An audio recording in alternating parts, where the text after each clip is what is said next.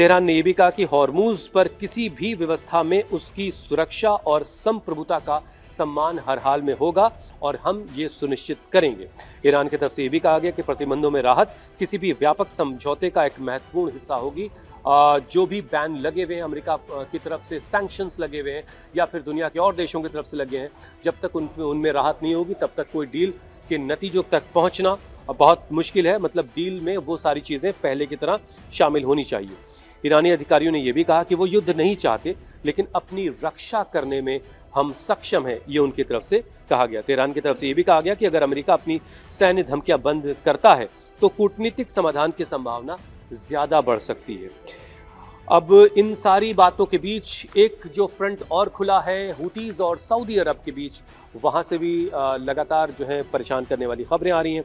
आपको पता है कि सऊदी अरब ने दुनिया भर के 13 और देशों के साथ मिलकर के, यानी खुद सऊदी प्लस 13 कंट्रीज़ ने मिलकर के एक मैरीटाइम कोऑर्डिनेशन खड़ा किया और उसका मकसद ये था कि जो रेड सी से लेकर के अदन की खाड़ी तक का जो पूरा हिस्सा बाबल मंदब से होते हुए इस पूरे रीजन को में शिपिंग को जो है वो सुरक्षित बनाया जाएगा और इन 14 देशों की जो नेवी है यहाँ पर गश्त किया करेगी और सब कुछ बहुत स्मूथ होगा, बहुत सामान्य हो जाएगा। लेकिन ऐसा कुछ होता नज़र नहीं आया। 2 दिन पहले भी अरब के 2 टैंकर्स को जो है टारगेट किया हुतीज़ ने, और अभी कल की खबर थी, कल जब इंडियन एक टैंकर को टारगेट किया गया था। लेकिन इस बीच हुतीज़ ने सऊदी अरब के नजरान एयरपोर्ट पर ड्रोन से हमले का दावा किया। उन्होंने कहा कि यह हमला एक संवेदनशील सैन्य लक्ष्य पर किया गया, टारगेट पर किया गया और उसके बाद एयरपोर्ट पर उड़ानों को अस्थायी रूप से रोकना पड़ा सऊदी अरब को। इसके अलावा 5 अगस्त को हुतियों ने दावा किया कि उन्होंने 2 टैंकर्स को पर हमले किए, एक रेड सी में और यानबू में और तो ये और दूसरा अदन की खाड़ी में। हालांकि सऊदी अरब ने इन हमलों की आधिकारिक पुष्टि नहीं की, लेकिन अदन की खाड़ी में से होकर के जो पूरा रेड सी का हिस्सा है बाबल मंदब वाला, वो उस हिस्से में अभी भी स्थिति जो है वो पहले जैसी सामान्य नहीं है।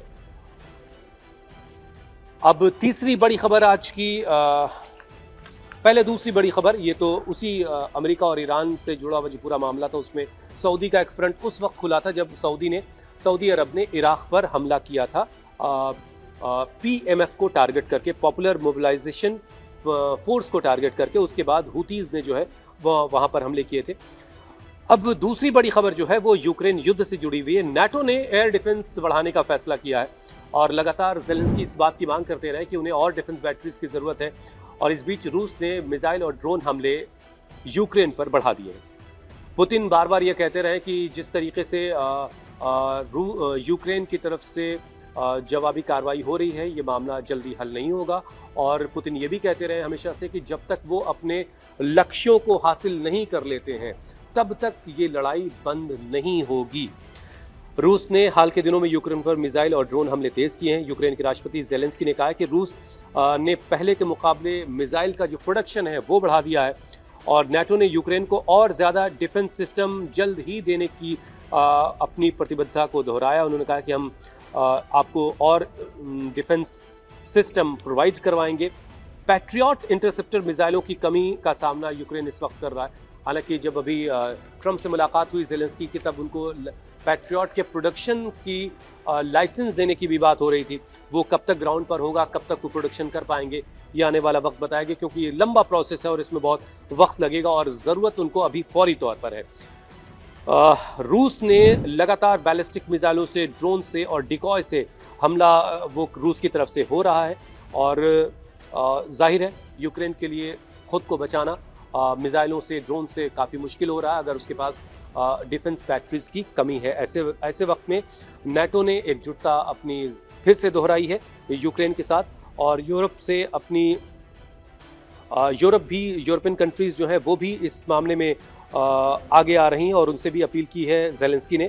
जर्मनी में यूरोप का पहला पैट्रियट उत्पादन केंद्र शुरू करने की तैयारी भी इस बीच हो रही है।